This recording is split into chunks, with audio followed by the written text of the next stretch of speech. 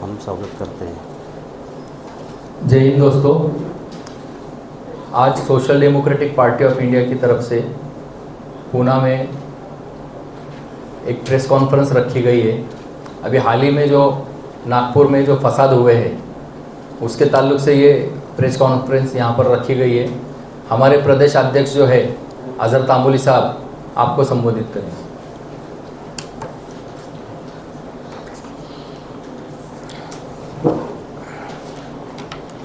नागपूरमध्ये 17 तारखेला ज्या पद्धतीने BHPच्या माध्यमातून त्यांचे जे संघाचे जे काही फ्रंटल विंग्स आहेत त्यांच्या माध्यमातून बजरंग दल आणि VHPच्या माध्यमातून एक प्रोटेस्ट घेण्यात आला होता। औरंगजेब यांची कबर काढण्यात यावी यासाठी तो आंदोलन होता। परंतु एक सुनियोजित पद्धतीने त्या ठिकाणी फक्त ते आंदोलन न करता एक विशिष्ट पद्धतीने एक्स्ट्रा काहीतरी कृती करून समाजामध्ये तेढ निर्माण होईल अशा पद्धतीचं वातावरण करण्यात आलं।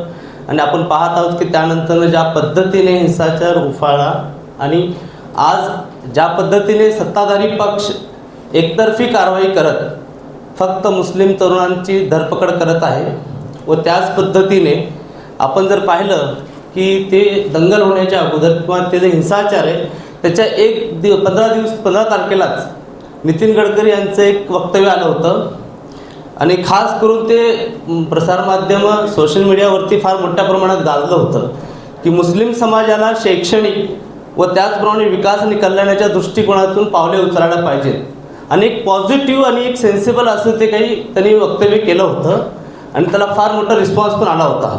आपल्याला माहीत आहे की नागपूरमध्ये फडणवीस आणि नितीन गडकरी यांचं कोल्ड वॉर हे चालूच असतं आणि वर्चस्वाची लढाई दोघा नेत्यांची नेहमीच असते आणि कुठं ना कुठं आम्हाला वाटतं की हे जे काही प्रकरण घडलेलं आहे त्याच्यामागं एक सुनियोजित पद्धतीने हे हिंसाचार घडवण्यात आलेला आहे असा आमचा थेट आरोप आहे।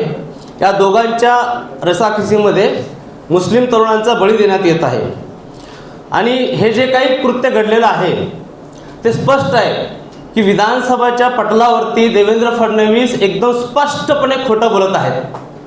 त्यात दुमत काहीच नाही। प्रसारमाध्यम आहेत त्याचप्रमाणे सोशल मीडियावरती हे क्लिअर दिसत आहे की चादरची जे ना त्यांनी अवहेलना केलेली आहे। प्रोटेस्ट तुमचं औरंगजेबच्या कबरी संदर्भात होतं ना, मग ते प्रोटेस्ट करून त्यानंतरनं तुम्ही हे पर्टिक्युलर कृत्य करणं म्हणजे त्या प्रोटेस्टशी संबंधित पण एवढं नाही आहे। चादर विकत घेणं, कारण चादर तुम्हाला सहसा असं भेटत नाही ना, विकत घ्यायला कुठं जाता तुम्ही? दर्गाच्या ठिकाणी जाता, धार्मिक स्थळाच्या ठिकाणी जाता। त्या चादरी घेताना चादरीवरती लिहिलेलं असतं, अरेबिक लिहिलेलं आहे, मक्क्याचा फोटो आहे, मदिन्याचा फोटो आहे आणि कलमा लिहिलेलं, कुराणच्या आयती लिहिलेल्या आहेत। हे सर्व असताना विधानसभेमध्ये फडणवीस खोटं बोललेत। का बोलले प्रश्न आहे तो। कारण सरळ साधा आहे की औरंगजेब हे काढणारे मूळतः हे स्वतः फडणवीस आहेत। विधानसभेत बोलताना नागपूर हिंसाचाराला मूळ कारण ते देतात छावा चित्रपट। छावा चित्रपट नाही आहे, त्यांच्या अगोदर त्यांना लपवायचं आहे, विधानसभेच्या रेकॉर्डवरती त्यांना आणायचं नाही आहे बजरंग दल आणि VHPला। हे एकदम स्पष्ट आहे, कारण त्यांना इतिहासात कुठंच नोंद नको आहे हे। आणि त्याच पद्धतीने आपण बघत असाल की लक्षवेधी याच्यामध्ये जे प्रकरण गाडलं गेलं होतं ते प्रकरण आदित्य ठाकरे यांनी बाहेर आणलेलं आहे। ज्या गोष्टी काल्पनिक आहेत त्या रेकॉर्डवरती ते आणू इच्छितात, परंतु जे वास्तव घडलेलं आहे की जो नागपूरचा हिंसाचार आहे हे पूर्ण पद्धतीने सुनियोजित होता, यात काही दुमत नाही आहे आणि सर्रास ते खोटं बोलतात। या संदर्भात त्यांच्यावरती कारवाई होणं आवश्यक होती आणि हे जे काही प्रकरण सगळं त्यांनी औरंगजेबाचं काढलेलं आहे आणि योग्य पद्धतीने काढलेलं आहे। कारण आपण बघत असाल की बजेट सेशन आलं होतं आपलं महाराष्ट्राचं, किती बजेट सेशनवरती चर्चा झाली, कुठल्या माध्यमावरती जास्त डिटेल चर्चा झाली, कुठं आले प्रश्न समोर? महाराष्ट्राच्या दर आठवड्याला ॲव्हरेज जर पकडा, मागच्या वर्षीचा जर आकडा घेतला तर 2700 शेतकऱ्यांनी आत्महत्या केली। ॲव्हरेज जे 34 ते 35 शेतकरी आत्महत्या करत आहेत। भरपूर मुद्दे आहेत महाराष्ट्राचे, हे सगळे। आणि अधिवेशन सुरू होण्याच्या अगोदर आपल्याला माहीत आहे संतोष देशमुखाचं प्रकरण, धनंजय मुंडेचं प्रकरण, त्यानंतर आता तुम्ही बघितलं असेलच राहुल सोलापूरकर, आणि आता सुनियोजित पद्धतीने पाठवले गेलेले प्रशांत कोरटकर दुबईला. हे सगळे प्रकरण कुठं ना कुठं डावलून जे आहे ना औरंगजेब त्यांना उभा करायचा होता, आणि हेच करण्यासाठी त्यांनी पहिला अबू आझमी यांना वापरलं. त्यात काय त्यांना साध्य झालेलं नाही आहे. मग नितेश राणे त्यांच्या मंत्र्यांच्या माध्यमातून स्टेटमेंट द्यायला लावले, ते पण काही साध्य नाही झालं. मग त्यांचीच संघटना, संघाच्या छावणीतली संघटना बजरंग दल आणि VHP, त्यांच्या संघटना त्यांच्याच सरकारच्या विरुद्ध जाते. आपल्याला वाटतं का, लोकांना पण कळतं की देवेंद्र फडणवीस किंवा संघाच्या परमिशन व्यतिरिक्त ते महाराष्ट्रात एवढं मोठं आंदोलन उभं करतात का सरकारच्या विरुद्ध? लोकांना सगळं कळतंय. आणि हे वेगवेगळ्या ठिकाणी करण्यात येतं. आणि नागपूरमध्ये 2 दिवस अगोदर नितीन गडकरी स्टेटमेंट देतात, आणि त्या ठिकाणी एक विचित्र पद्धतीने काहीतरी वेगळं म्हणून साधं जाळण्यात येते. आणि ही आक्षेपार्ह अफवा पसरू नका. कोणती अफवा ते तर सांगा समोर येऊन. म्हणजे सरळ बोलायचं पण नाही आहे की म्हणजे उद्या जर खोटं ठरलं की चादर जाळी किंवा कुठली अफवा. चादर जाळी ही फॅक्ट आहे, तर अफवा वगैरे काय नाही. आपण बघितलं असेल की तिथले जे काही युवक आहेत, आम्हाला एवढंच म्हणायचं आहे, जे दोषी आहेत ना कडक कारवाई करा, त्यात दुमत नाही आहे. मग ते कोणत्याही समाजाचे असू दे. पण ज्यावेळेस तुम्ही मुख्यमंत्री म्हणून शपथ घेता, त्यावेळेस तुम्ही धर्मनिरपेक्षतेची शपथ घेता. एक घटनात्मक तुम्ही पोस्टवरही आहात, आणि तुम्ही काय बोलताय? आणि एका विशिष्ट समाजाविरुद्ध तुम्ही कंटिन्यूस एक कॉन्स्पिरसी म्हणून त्यांचं लिंचिंग करताय. त्यांना माणूस म्हणून जगण्यासाठीचे जे बेसिक रिक्वायरमेंट असतात, त्यांना एक डिग्निटी असते, रिस्पेक्टफुल लाईफ असते, त्याला तुम्ही नेहमीच अटॅक करत आले आहात. आणि आज नागपूरमध्ये ज्या पद्धतीने शेकडो मुस्लिम तरुणांची धरपकड होते, कॉम्बिंग ऑपरेशनच्या नावाखाली जे टॉर्चर होते ना, हे निंदनीय आहे. आम्ही त्याचा निषेध करतो. आणि हे जे काही प्रकार ते त्वरित थांबलं पाहिजे, आणि जे रिअल कल्प्रिट्स आहेत त्यांच्यावरती कारवाई व्हायला पाहिजे. आणि याचे जे मूळ आहेत ट्रिगरिंग पॉईंट, ते बजरंग दल आणि VHP यांच्या विरुद्ध कडक कारवाई करण्यात यावी अशी आमचं मागणी करतो आम्ही. त्याच पद्धतीने एका विशिष्ट समुदायाच्या जे काही लोकॅलिटी आहे त्याला तुम्ही कर्फ्यू लागू करताय. रमजानचं सण आहे, आणि आखरी शेवटचे 10 दिवस एक स्पेशल इबादत म्हणून त्यांना कन्सिडर करण्यात येते. तर आम्ही सरकारला निवेदन करतो की तुम्ही ते कर्फ्यू शिथिल करण्यात यावं, जेणेकरून लोकांना सण जे आहे ना योग्य पद्धतीने साजरे करता यावे. आणि त्याचप्रमाणे जे काही दंगल घडलेली आहे किंवा हिंसाचार घडलेला आहे, त्या प्रकरणात न्यायिक चौकशी व्हावी अशी आम्ही डिमांड करतो. कारण ज्यावेळेस प्रोटेस्ट झाला बजरंग दल आणि VHPचा, त्यानंतरनं त्यांनी चादरीची अवहेलना केली, ज्यावरती कुराणची आयते होती. त्यानंतरनं मुस्लिम समाजातील लोक पोलीस स्टेशनला गेली होती, तक्रार घ्या म्हणून सांगितलं. व्हिडिओज होते, व्हिडिओ शेअर करणारे स्वतः बजरंग दल VHPचे लोक होते. त्या विषयी मागणी केली होती की तक्रार घ्या, परंतु त्याच वेळेस गृह मंत्रालयातून फोन येतं पोलीस स्टेशनला की तक्रार घेऊ नका, थांबा. ही गृह मंत्रालयातील व्यक्ती कोण? ज्यांनी हे थांबवलं जाणून बुजून, ते पूर्ण जे प्रकरण आहे त्याला तणाव निर्माण केला, आणि त्यानंतर आपण बघत आहोत की संध्याकाळच्या वेळेस हिंसाचार होतो. ही प्लॅन कॉन्स्पिरसी आहे. आणि आम्हाला हे ज्या पद्धतीने सरकार काम करत आहे, द्वेषाचं राजकारण करत आहे आणि एकतर्फी कारवाई करत आहे, आणि महाराष्ट्रामध्ये ज्या पद्धतीने लॉ अँड ऑर्डरचा प्रश्न उद्भवलेला आहे, हे कुठं ना कुठं महाराष्ट्राला गायपट्टा करू इच्छितात. पण त्यांना कळत नाही आहे की हे गायपट्ट्याची भूमी नाही आहे, हे फुले शाहू आंबेडकरांची भूमी आहे. आणि हे सगळे जे काही वातावरण तुम्ही निर्माण करत आहेत, ते महाराष्ट्राच्या प्रतिमेला गालबोट लावणार आहे. आणि हे आम्ही जनतेपर्यंत देखील अवेअरनेस करणार आहे की सरकार ज्या पद्धतीने दोषाचं राजकारण करत आहे, ते महाराष्ट्र धर्म नाही येतो. आणि ह्या सगळ्याच काही गोष्टी आहेत ज्या आपल्यासमोर ठेवलेल्या आहेत. या संदर्भात काही प्रश्न असेल तर विचारू शकता. प्रश्न आहे की तुम्ही जे जे आरोपी आहेत, आरोपींमध्ये भेदभाव करते आहे पोलीस, समजा आपण याशिवाय उल्लेख केलेला आहे की दंगलीशी ज्यांचा संबंध नाही त्यांना बोललेला आहे. हिंसाचार झाला की व्हिडिओ दिसतात आहे, जाळपोळ झाली, सगळ्या गोष्टी झाल्या. त्याच्यामध्ये पूर्ण दोषी तर त्यामध्ये 100% आहे. ज्यावेळेस जाळपोळ झाली त्यावेळेस हिंसाचार झाला. बरोबर. एक तर समजा हे जर जितके काही पकडले गेले समजा म्हणणे की सगळे निर्दोष जर असतील मग किंवा दोषी कोण आहे हे आपलं सांगणं कर्तव्य आहे किंवा हे त्यांनी जाळपोळ केली त्यासाठी व्हिडिओमध्ये दिसतात त्यातले बरेचसे व्हिडिओ आलेले आहे.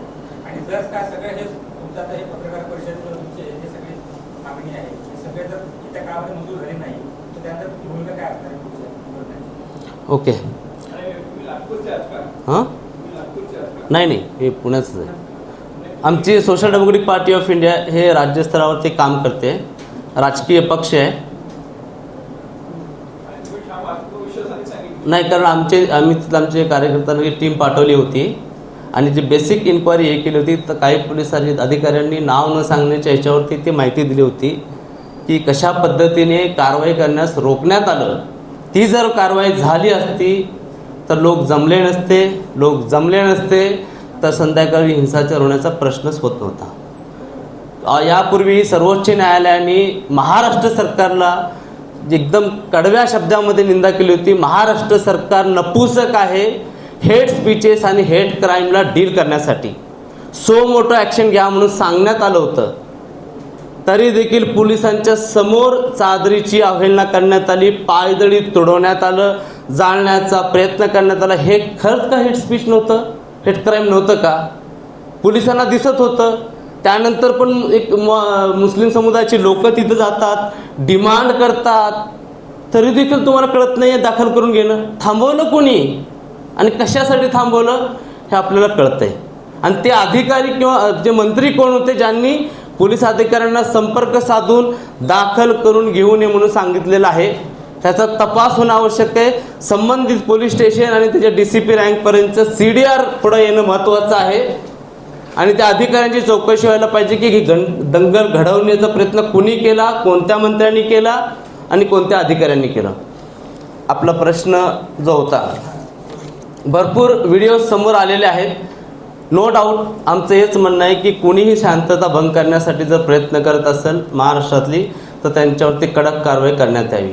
परंतु ज्या पद्धतीने कॉम्बिंग ऑपरेशन करण्यात आलेलं आहे, भरपूर निर्दोष लोकांना आतमध्ये टाकण्यात आलेलं आहे. त्याच्यामध्ये काही लोक CCTVमध्ये त्याच काळामध्ये मशिदीत नमाज पठण करताना दिसत आहेत.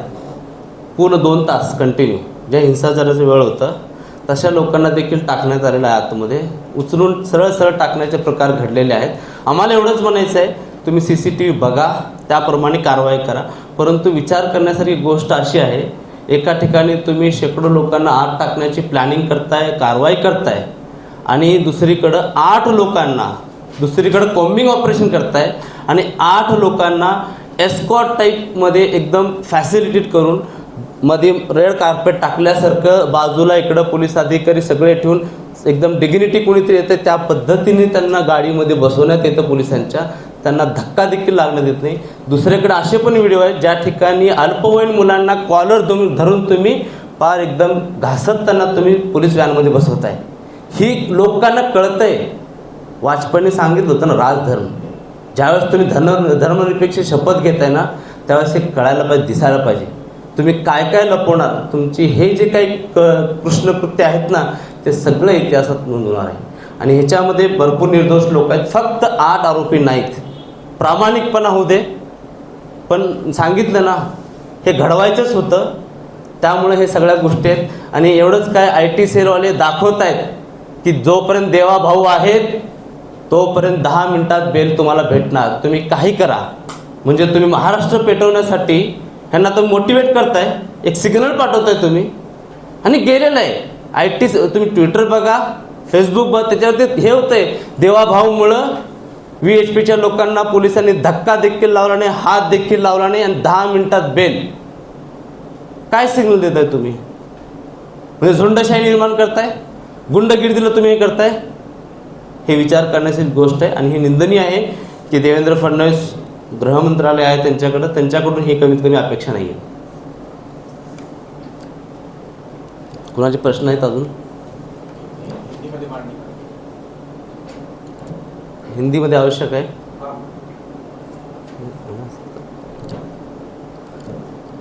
काही प्रश्न आहेत अजून? पुढचं काय करणार आहात? नाही, याच्यामध्ये जे आहे आम्ही कुठेही आमचं फक्त उद्देश एक आहे की महाराष्ट्रामध्ये कुठे सर्वत्र शांतता राहावी आणि फक्त धर्माच्या नावावरती कुणावरती अन्याय होऊ नये, शांतता भंग करण्याचा फक्त एक पेटंट म्हणून मुस्लिम समाजाला धरून एक अपराधीकरण त्याचं करण्यात येत आहे, ते थांबावं आणि योग्य पद्धतीने निष्पक्ष यावं म्हणून न्यायिक आम्ही डिमांड केलेली आहे. आणि हे जर का पूर्ण होत नसेल की कशा पद्धतीने नागपूरमध्ये कटक कारस्थान रचले गेले, कशा पद्धतीने ॲडमिनिस्ट्रेशन असू दे किंवा पॉलिटिकल प्रेशरमध्ये तिथं कारवाई होत आहे, याचे सगळे पुरावे वगैरे घेऊन आम्ही न्यायालयीन मार्ग अडॉप्ट करू, त्या दृष्टिकोनातून काम करू. नाही तर मग आम्ही आमच्या पद्धतीने राजकीय पद्धतीने एक मोठं आंदोलन उभं करण्याची आम्ही पूर्ण प्रयत्न करणार आहोत.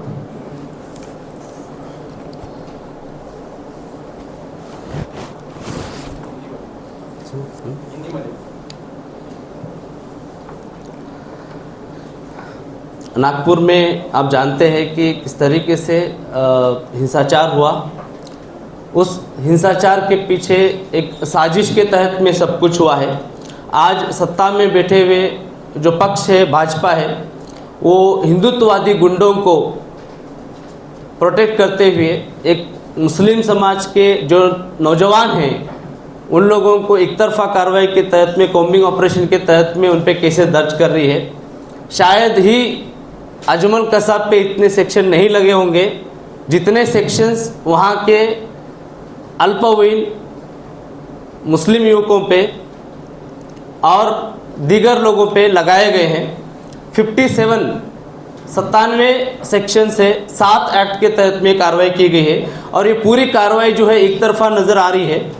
और वहीं हम देखते हैं कि औरंगजेब उनके कब्र के ताल्लुक से प्रोटेस्ट रखा गया था बजरंग दल और वीएचपी की जानिब से, लेकिन उस प्रोटेस्ट के अलावा जो है उन्होंने एक चादर वहाँ पे जलाने की कोशिश की, उसको पैरों तले कुचला जिसके ऊपर कुरान की आयतें थी.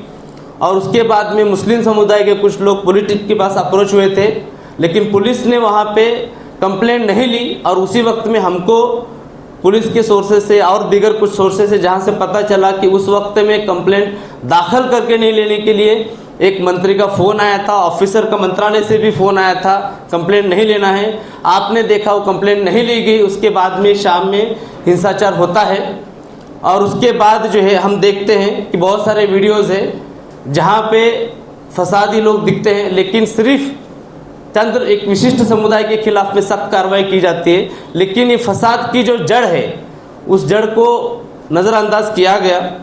और इसमें गौर करने वाली बात यह है कि देवेंद्र फडणवीस जो है कहीं ना कहीं वीएचपी और बजरंग दल को इस हिंसाचार से एक क्लीन चिट देने की पूरी कोशिश कर रहे. विधानसभा में जो है उन्होंने ये फसाद का जड़ जो है ये बजरंग दल और वीएचपी का आंदोलन नहीं बताते हुए इन्होंने इसका जड़ छावा चित्रपट को दिया है. जबकि हम जानते हैं कि बजरंग दल वीएचपी जो है ये संघ परिवार से जुड़े हुए और बगैर फडणवीस के और संघ परिवार के नॉलेज के वो आंदोलन नहीं छेड़ रहे थे, उनके मालूमात से हुआ है. और इसकी जो मेन जड़ है एक बहुत साजिश की गहरी बू आ रही है कि उस फसाद के 2 दिन पहले ही नितिन गडकरी साहब उन्होंने मुस्लिम समाज के बारे में स्टेटमेंट्स किया था और बहुत पॉजिटिव स्टेटमेंट्स थे. उन्होंने बोला था कि शैक्षणिक और कल्याणकारी के एंगल से जो है आप लोग सोच के पॉजिटिव एंगल रखते हुए मुस्लिम समाज ने आगे बढ़ना चाहिए, प्रोग्रेसिव होना चाहिए और इसके लिए मैं जो चाहे वो काम करूँगा. मुझे परवाह नहीं है कि वो लोग मुझे भाजपा खास करके कि लोग वोट दे ना दे. और ये स्टेटमेंट कहीं ना कहीं वहाँ पे चल रहे 2 राजकीय नेताओं के बीच में जो कोल्ड वार है, देवेंद्र फडणवीस और नितिन गडकरी, ये कोल्ड वार का नतीजा है कि ये फसाद के पीछे ये हो सकता है. हमको इसके ताल्लुक से बहुत ही डाउट है क्योंकि इसके पहले भी हमने इस तरीके के कुछ इंसिडेंट्स वहाँ पे ऑब्जर्व हुए हैं दोनों नेताओं के रसाकशी में. तो ये ओवरऑल इंसिडेंट्स के अंदर जिस तरीके से गवर्नमेंट जो है बीजेपी के जो फेडरल ऑर्गेनाइजेशन बोल सकते हैं उसको, या जो संगठन है VHP बजरंग दल को बचाने की कोशिश कर रही है और मुस्लिम समुदाय के खिलाफ में कार्रवाई कर रही है। हम इसकी कड़ी निंदा करते हैं। और रमज़ान महीना चालू है, वहाँ पे विशिष्ट सिर्फ मुस्लिम समुदाय के एरिया में कर्फ्यू लगाया गया है और वो शिथिल करना चाहिए, ऐसी हम उनको डिमांड करते हैं। उसी तरीके से जो रियल कल्प्रिट है उनको अरेस्ट होना चाहिए और ये सारी जो चीज़ें इंसिडेंट हुआ है नागपुर हिंसाचार, उसकी न्यायिक जांच होना चाहिए, क्योंकि सत्ता में बैठे हुए लोग ही ये सब करवा रहे हैं, ऐसा क्लियर इंडिकेशंस है। तो हम लोगों में अगर विश्वास पैदा करना है तो इसमें न्यायिक जांच होना बहुत ज़रूरी है। और उसी तरीके से हम डिमांड करते कि जो लॉसेस हुए हैं गाड़ियों के वो धर्म को देख के कंपनसेशन ना दिया जाए। जो भी लॉसेस आम नागरिकों के हुए उनके सबके कंपनसेट किया जाए और न्यायिक जांच के थ्रू ये पूरा मामला सामने लाया जाए, ऐसे हम डिमांड करते हैं। मी चादर आपल्यासमोर मी दाखवतो, तुम्हाला व्हिडिओ तुम्ही पाहिला असतील। मी प्रत्यक्ष चादर पण आणलेले आहे जेणेकरून तुम्हाला कळेल की काय नेमकं आहे, कारण लांबून कळतच नाही ते। बरं, हे जे आहे ना, हे 2-3 पॅटर्नचे चादर असतात बरं का, 2-3 पॅटर्नचे चादर असतात आणि हे ठसा असतो, ह्याला काही वेगळं असं हे करण्यात येत नाही।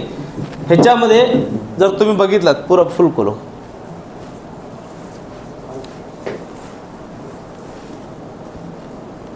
कुठं आहे म्हणतात ना, अवेल ना तुम्हाला दाखवते। हे इथं जे आहे ना कलमा म्हणून सांगितलेलं आहे, जेव्हा एखादा मुस्लिम बनतो त्यावेळेस ला इलाहा इल्लल्लाह मुहम्मद रसूलुल्लाह हे कलमा आहे अरबीमध्ये लिहिलेलं। आणि हे मक्का, हे मदिना जे पवित्र स्थान आहेत मुस्लिम इस्लाम धर्मियांचे, आणि हे अजमेर। बरं, ह्याच्यामध्ये जे आहे ना तुम्ही हे बघत आहात ना लिहिलेलं, हे कुराणचे आयत आहेत, 4 सूर्य आहेत आणि त्या 4 सूर्यामध्ये 1, 2, 3, 4 हे कुराणच्या आयती आहेत। आणि हे फोटो तुम्ही व्हिडिओ जर पाहिलात स्पष्ट दिसून येते ही चादर आहे ती, अफवा काही नाही। अफवा का म्हणत आहे तेच मी सांगतोय, त्यांना लपवायचं काहीतरी आहे, त्यांना वाचवायचं कुणाला तरी आहे। ज्या पद्धतीने प्रशांत कोरटकरांना व्यवस्थितपणे त्यांनी दुबईला पोहोचवलेलं आहे ते आपल्या सगळ्यांना माहीत आहे। त्यांचं शिवप्रेम किंवा छत्रपती शिवाजी महाराजांबद्दल काय अप्रोच आहे हे एकदम स्पष्ट आहे, लोकांना कळतंय सगळं काय घडतंय ते। त्यामुळे हे एक कॉन्स्पिरसी आहे, पण बळी मुस्लिम समाजाचा दिला जातोय। आम्ही हे एवढंच म्हणतो की त्यांनी राजधर्माचं पालन करावे, महाराष्ट्र धर्माचं त्यांनी पालन करावे कमीत कमी। धन्यवाद।